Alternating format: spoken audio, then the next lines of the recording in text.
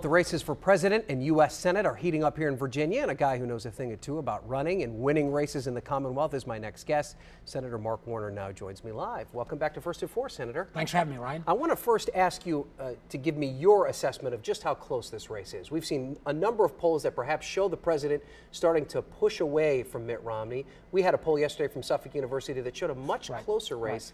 And many people have been critical of these polls, saying that perhaps Democratic voters have been oversampled.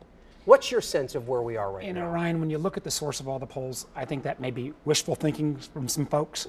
But I think this is still a close race. I think the president's a bit ahead. I don't think Governor Romney has made the case, other than the fact that the economy is not moving ahead as quickly as we'd all like it to be.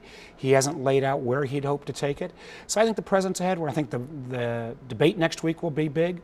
You know, the point that I've tried to make is that as a former business guy, you know, my biggest critique of Governor Romney's plan is it's not a good business plan for the country. If you're a business, you invest in your workforce, your plant and equipment, and stay ahead of the competition. Governments do the same thing. They just call it education, infrastructure, and R&D. And the Romney plan cuts that by about 75%. I don't know how you stay competitive with India, Brazil, China, when you're cutting those things the way a smart business wouldn't. And what role does taxes play in that? And that's something that Governor Kane has taken a little bit of heat of from Republicans. This recent debate, he made a comment about maybe perhaps an across-the-board minimum tax at the federal level. I mean, what role does the government taking in revenue come in this discussion? Well, Ryan, anybody that's looked at the books knows we're spending too much, all-time high, and revenues are at a 70-year low.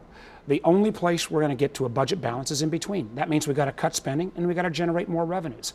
And I think what Governor Kane said was, hey, he's got a plan. He's laid it out about letting the high tax rates expire for folks like me, for going ahead and negotiating prescription drug prices. But he's saying if he's going to go ahead and go to Washington, you got to come willing to listen to all sides. Not the last thing Washington needs is one more guy coming up there from either party just saying no. And do you agree with that plan, raising 500,000 is the limit that he said? I've got a plan that I worked on in the Gang of Six that also looks at tax reform. I do think the top end ought to expire. I also think there ought to be ways that we can actually reform our tax code, generate more revenues, cut out a lot of the expenditures, maybe even cut some tax rates, but that will have to be through a major tax reform that we laid out in our Gang of Six and Simpson Bowles. Okay, now let's talk about you.